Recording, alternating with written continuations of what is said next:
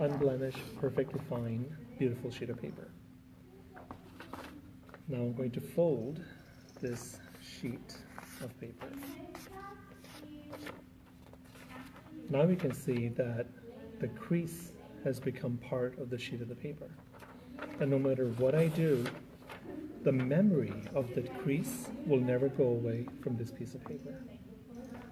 Think of your brain as a piece of paper. And think of this crease as an idea or a story that enters your head.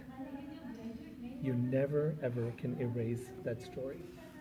And the only opportunity you have to undo that crease is to not get rid of it, but to add another crease to it. So what we're here to talk about today is storytelling and the power of telling stories and the urgency that we Muslims tell our stories. So we're all immigrants. In order for us to fully live our lives and to fully benefit from the promise of America, we need to overcome the obstacle. And the obstacle is that there is a story that's been told about us. And the story is a negative story.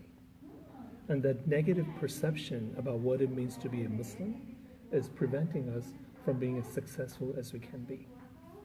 So I'm an immigrant, and I came to the US as a child, and I became a naturalized citizen at the age of 26.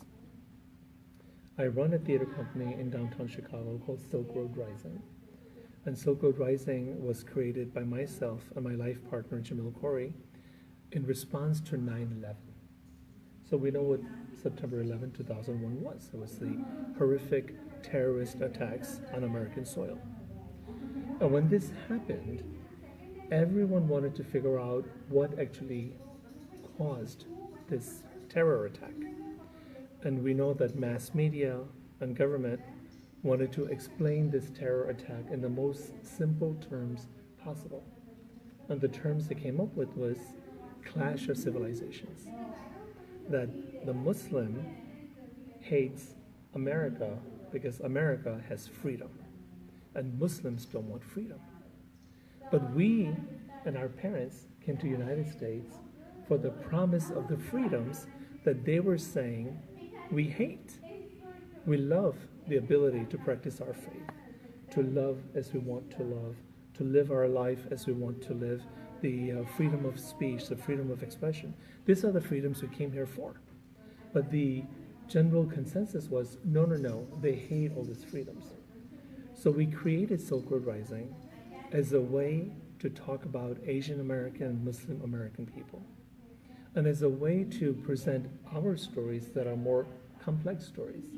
And the intent is that when someone comes and listens to our story, they might come to it because they're going to see an Indian person or a Chinese person or Arab person, so they come in for the exotic, for the other.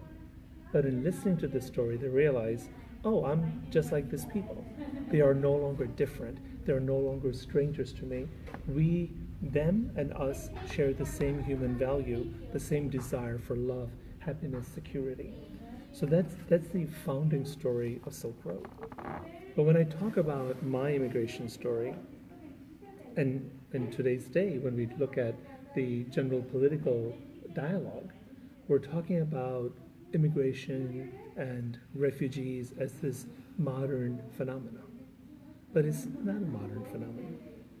So let's talk about what year we're in. We're in year 2019, right? But the correct way of stating the year is 2019 AD. AD is an acronym for Latin words Anno Domini, which means the year of our Lord.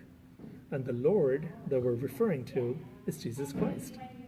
So the Christian calendar that we're all part of, that we live our life by, starts with the beginning of the birth of Jesus. But as Muslims, we have an Islamic calendar too.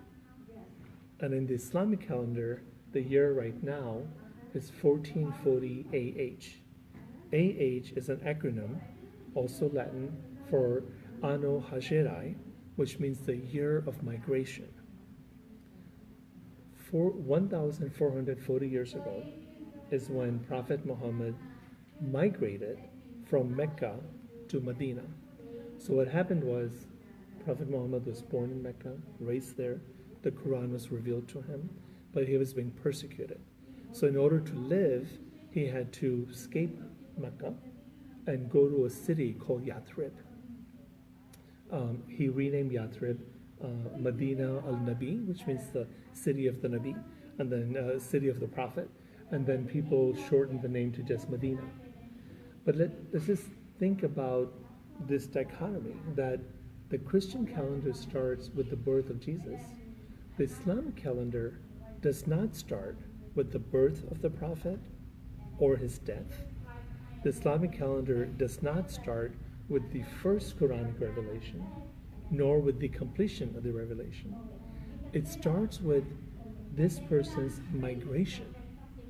So in so many ways, Islam is a religion of immigration.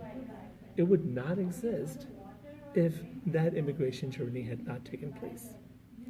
So what is one of the first things the Prophet did when he got to Yathrib? There were two tribes, and they were Muslim tribes, but they were at war with each other.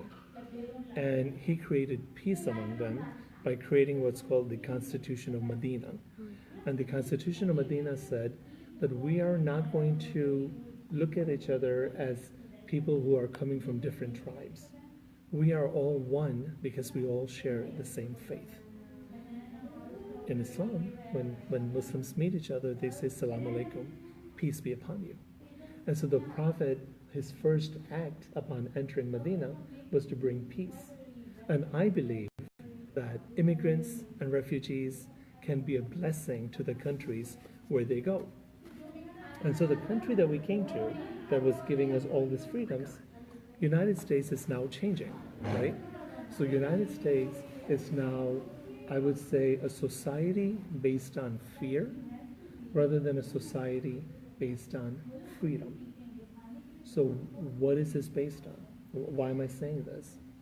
You've heard this saying, if you see something, say something. This slogan, if you see something, say something, was created by a marketing agency. And it was created after 2001 because they wanted a 6-word story that you could tell. And in those 6 words, you can describe an entire community. If you see something, say something. What is this something that we are talking about? This something is us. People who appear to be Muslim, i.e. people who look Arab or Indian or South Asian. There's a guy who reached out to me about 15 years ago. He used to take the metro from his home to downtown where he was working. And on the metro, he would keep hearing this thing, if you see something, say something, if you see something, say something. And it really messed with his mind. And so what started happening is if he would see someone on the train who he thought was a Muslim, his heart would beat a little faster. And then if he saw this person who looked Muslim with a backpack, he was even more scared because he convinced himself that those backpacks don't have books in them, they have explosives in them. So he was enlightened enough to know that this is crazy way of thinking. And he reached out to me and he said, I want to get associated with your theater because you're doing work to build bridges, and I know that I'm afraid for no reason and I want to overcome my fear. But most people aren't like him. Most people, that story remains in their head as our identity. And could we blame someone like him or others when we just saw what happened this weekend in Sri Lanka? You had a bunch of Muslim men with backpacks, with explosives in backpacks, and they went to churches, and they blew up the church on the holiest day of Christianity, Easter, and killed 250 worshippers. So one of the refrains I hear in the Smiley community is, yes, but we're not like them. We love pluralism, we love the arts, we're good, we're better. But when someone sees you, they don't know what's in your head. They don't know that you are a peace-loving person. They just know what they saw on the news and what they read in the papers. So there was a study done that was just recently released. They did a 10-year study of all media in the United States, published media, so magazines and newspapers. And they said that 78% of the stories that were covered in the media about Muslims were negative. 78%. Even when the story had nothing to do with terrorism, it still represented Muslims in a negative light. So how do you overcome these negative stories? My proposal is that you find spaces between these negative stories and you insert your own story. And that's how we humanize ourselves. And you know, the most mass media way of telling your story is through Hollywood, right? And we all watch movies. And we know the major studios. We know MGM, Universal, Paramount, 21st Century Fox, Columbia, Warner Brothers, Universal. What a lot of people don't know is that these 6 studios were created by 6 men who were born and raised within 500 miles of each other. All of them were immigrants or children of immigrants. All of them were Jewish refugees from Eastern Europe. What brought them to America was this pogroms. Pogroms is when you kill someone because of their faith. And we know about the Holocaust. So Holocaust followed some of these programs where Jews were being persecuted simply because they were Jews. So these Jews came to the United States, and unlike the America we came to, the America they came to, they could not go to the schools they wanted to go to because they were only for certain white people. They could not do some of the jobs they wanted to do. It was only for some white people. They could not even join social clubs. So the story of America that they found was a closed door. And what these people did is they said, we're going to reinvent America. Movie technology was just forming at that time. So they moved to LA because it was cheap. So they moved to Los Angeles. And each one of them created a movie studio. And each one of them started putting out countless movies. And what was interesting is the principles, the basic themes of these movies were Jewish ideas. Ideas such as respect for your mother, respect for your land, and so on. So I feel that we're lucky that we're not escaping pogroms. I mean, we just met someone who left a civil war, so we know that there are Muslims who are escaping civil war. But it's not the same thing as being killed because of your faith, right? So for me, when I hear the stories of these folks who created these movie studios, that inspires me to create more art. And one of the purposes of our conversation today is to look at art as a career. But I want us to think about art as a vocation. So vocation is calling. It's something you do because you have love for it. You don't do it only because it's a 9-to-5 job, right? That's a job. That's a career. Art's our vocation. And even though we're a small gathering here, and maybe not all of us want to be artists, but I think of arts as a cycle. So it's a circle that has room for all of us. So you can choose to be an art maker. You can be a playwright, a musician, a director, an actor, a designer, so on and so forth. But you also have the opportunity, if you don't want to be the maker, to be the one who supports the arts by paying, by funding, by promoting.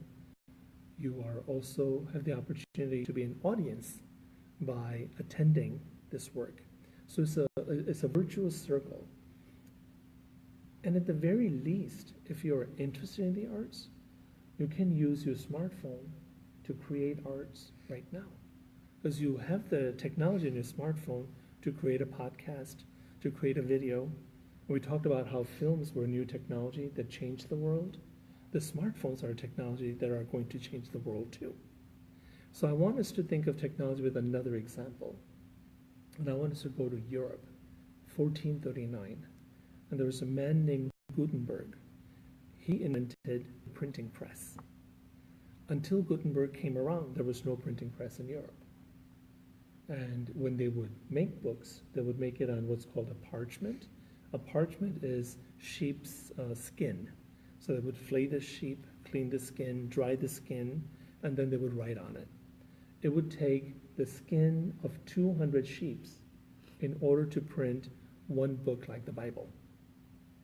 So there were not that many books around. And because there was no paper or books, there was no reason to learn how to read or write. Because why would you get a skill that there's something you can do anything with?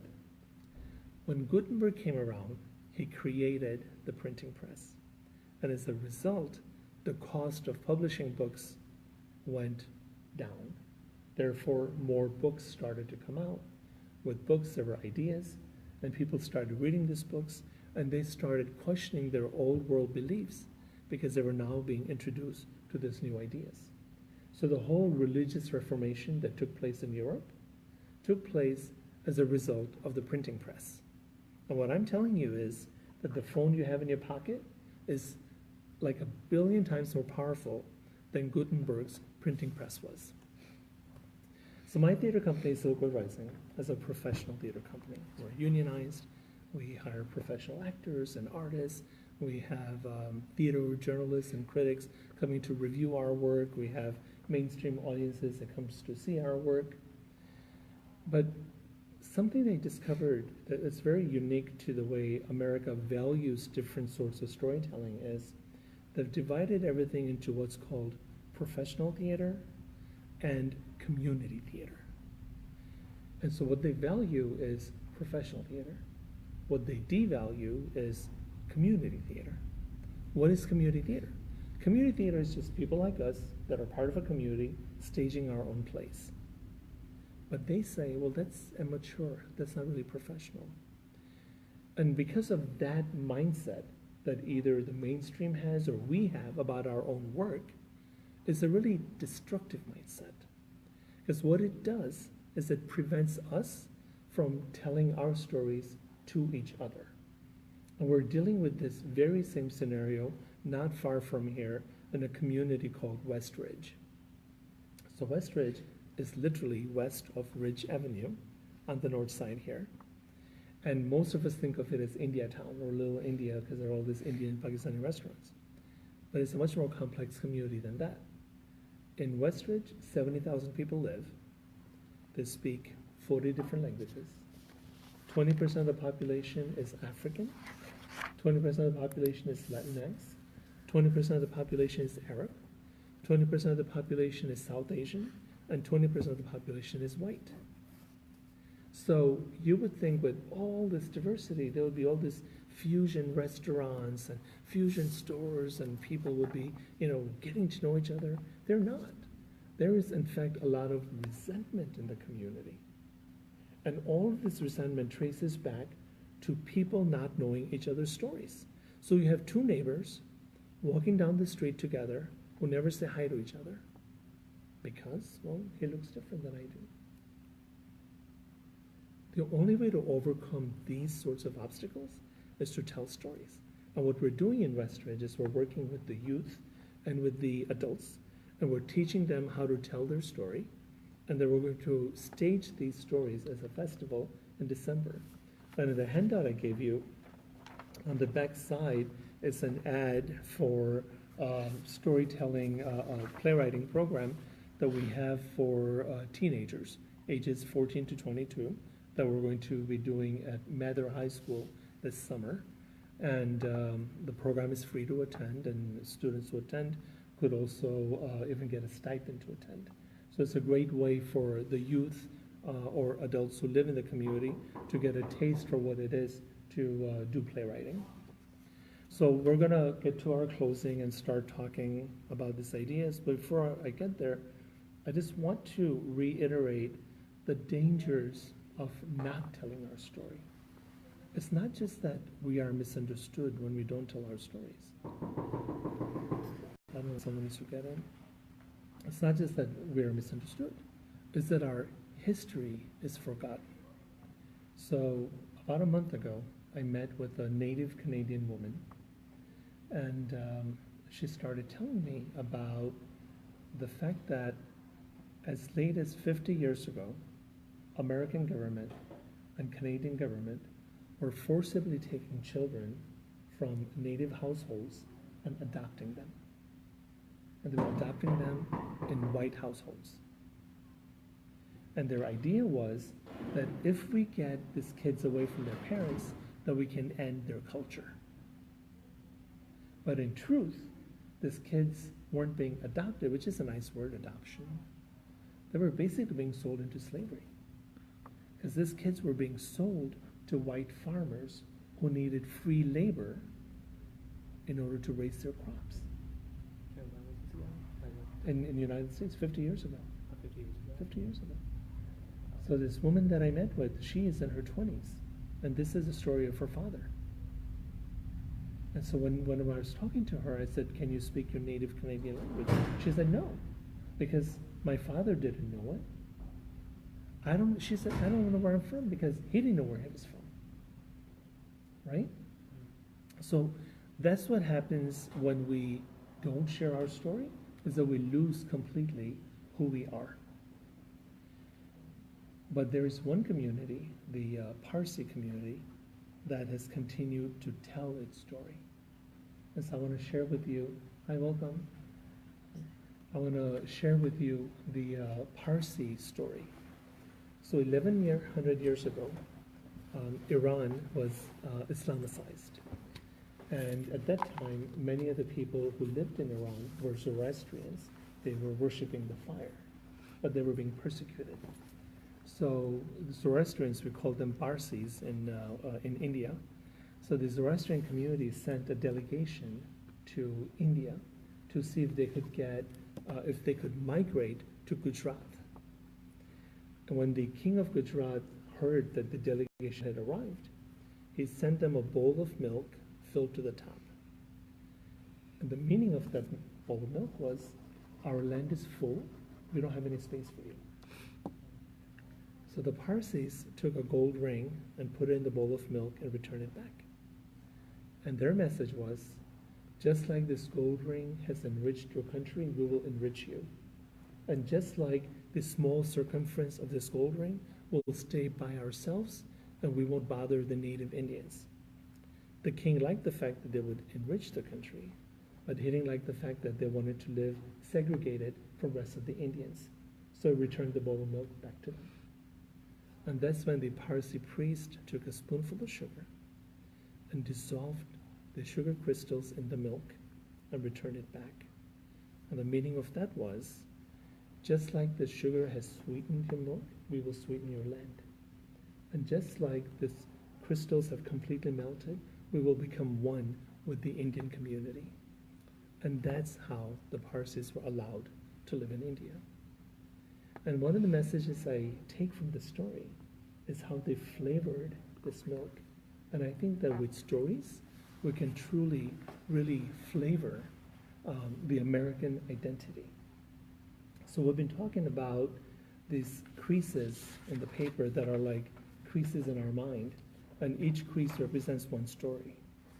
But what if we told so many stories, okay? So many stories that your mind has this multi-dimensional, multi-perspective of what it means to be a Muslim. But that work is hard work. It takes a lot of courage to tell all these stories because there are a lot of obstacles we have to overcome. We have to overcome the fear of being an artist. We have to overcome the rejection from mainstream society who might say our stories are not interesting or not valuable. So I'm going to close with this song that her name is Margie Adams, and she's a feminist activist, singer, songwriter, and she wrote this beautiful song. I'm just going to read it out to you. We shall go forth from this place, proud of the things we've done, sharing the things we've done, we shall not fail. We shall go forth from this place, willing to open wide, sharing the light inside, we shall not fail. Bringing together all we know for others who are struggling alone, bringing together all we are, offering those who want to find us, a way to find us, a way to see. We shall go forth from this place, taking with us the pride of knowing that we can decide, we shall go forth. So thank you for having me, and I look forward to our dialogue and talking about how we can, how I can be of help to you in helping you tell your story and infusing the American society with our know-how and the beauty of our culture. Thank you. Thanks for chatting with us. Oh. I mean,